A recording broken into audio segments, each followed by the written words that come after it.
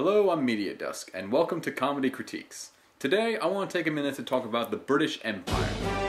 I said British. Thank you. It's debatably one of the most powerful nations in the entire world, having some of the most influential and infamous monarchs in all of royal and political history. Elizabeth I, Henry VIII, Queen Victoria, Elizabeth II, and possibly the most powerful ruler to ever live. A man as eloquent and articulate as he was authoritative and wise. Hey, Holmes, what's happening? Give me a quintet, brother. Yep, today we're talking about King Ralph, a fish-out-of-water story about a British king with one quirky character trait. He's an American. And what the bloody hell is this? And a good day to you too. Who the fuck are you? I am Sir Joseph Reginald of the Knights Templar. A Templar. Right. So what brings you to my house, Mr. Templar? Is your cardboard box too cold tonight, sir? We both know that you can't afford a house as nice as this. Don't bother pretending. As for why I am here, you brought me here. What? I am bound to my sword. A sword you bought. I don't know what you're talking about. I don't know any swords. You bought a sword from a convention. Lots of sweaty fat people there. Be quiet. It's in your closet right now. Okay, that's enough.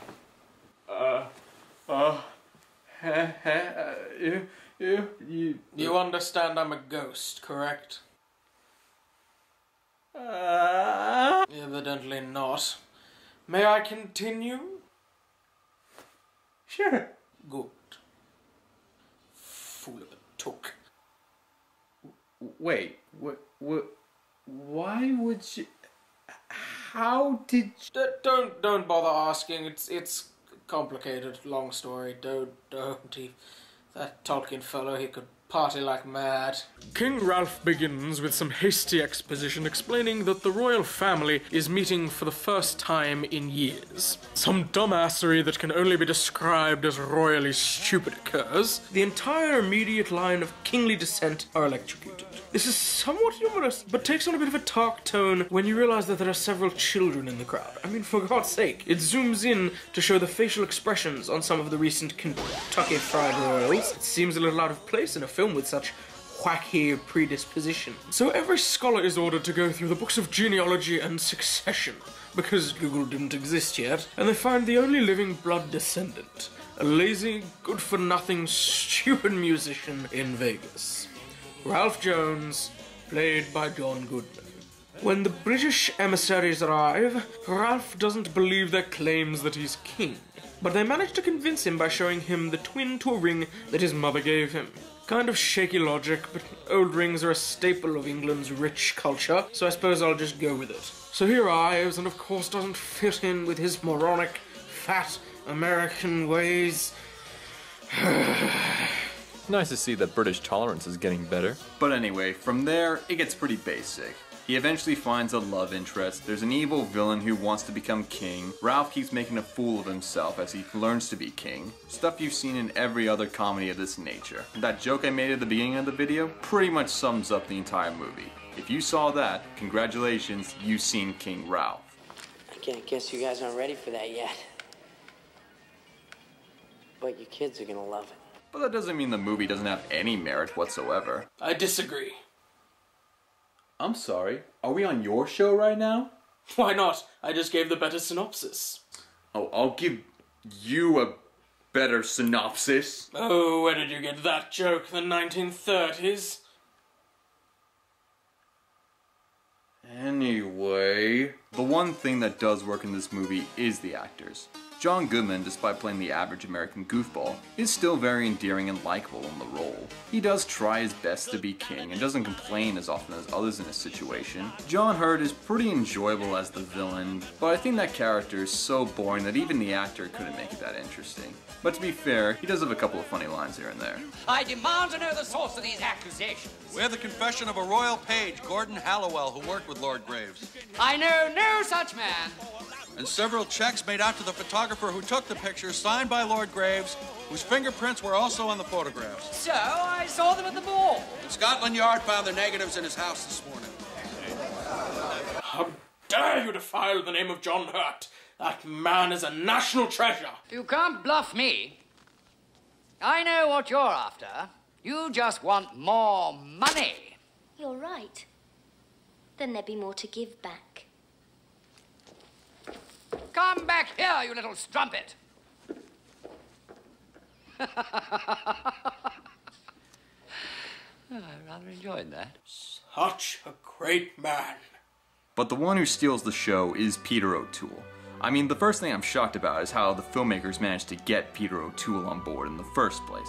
The second thing I'm shocked at is how seriously he takes his role. He treats his part with all the dignity of someone who really is trying to teach someone how to be king, and you completely believe him. To be the King of England is a responsibility like no other on earth. You must become a symbol of all that is best about England. An embodiment of our history, our culture, our morality, our pride of achievement. In short, our ideal of civilization. You must, in the harsh light of public scrutiny, exhibit all of our virtues and none of our shortcomings. In fact, he actually has one of the best speeches in the whole movie, right when Ralph wants to quit being king. I wasn't born to this royalty crap, Sed. You can't expect me to accept all these stupid restrictions. And what of the thousands of workers who will benefit from this contract? Maybe something else will come along. Will it? Are you willing to bet their future on it? For a woman you've known only for a few weeks? You're asking me to marry a woman I don't know at all. I'm asking you to think of something larger than yourself. To accept a significant responsibility for once without beating retreat at the first sign of difficulty. The throne of England is not a job at the taco burger to be discarded when it conflicts with your bowling night. This is hardly the first sign of difficulty. You've been destroying my fantasy for weeks.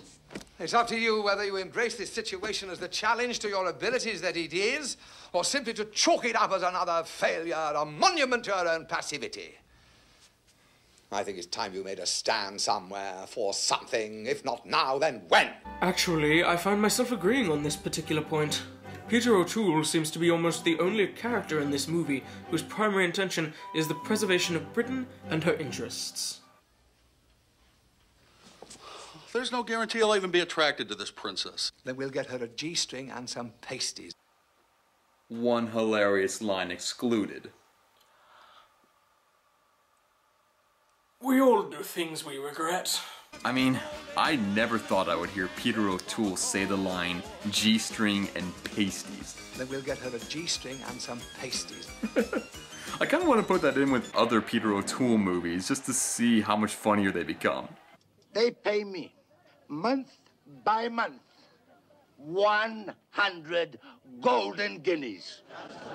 Then we'll get her a G-string and some pasties. Thy mother mated with a scorpion. But even with that, he's clearly the best character in this movie. He and John Hurt are both really brilliant actors, but Peter O'Toole was just given more to work with. He just makes me wish all these actors were really in a serious political drama. But other than that, there's not much to talk about in this movie. The romance is boring, the slapstick is uninspired, the villain trying to obtain power is generic, the breaking up the couple near the end of the movie is equally generic and boring. Spoiler warning, by the way. Though since the movie's about 20 years old, if you haven't seen it yet, it doesn't seem likely that's on your to-do list. The only thing that got my attention was when you found out that Peter O'Toole was next in line to inherit the throne. But again, it's because it's Peter O'Toole. That man could be talking about putting butter on bread and still make it sound compelling. But on the whole, I still consider it pretty mediocre. It's the performances and one or two key scenes that really hold it higher up than the average fish out of water comedy. So if you're curious, check it out, but don't expect Lawrence of Arabia. I'm sorry. Oh, you all right? I got him good. I'm sorry. I'm terribly sorry. How dare you! That trout doesn't even deserve to be in the same sentence as that masterpiece. Okay, that's it. I'm turning you the fuck off. Oh, you can't just turn me off like one of your iPhones. I can't be turned off with the flick of a switch. I am a creature of the veil. Oh, brought shut back from A.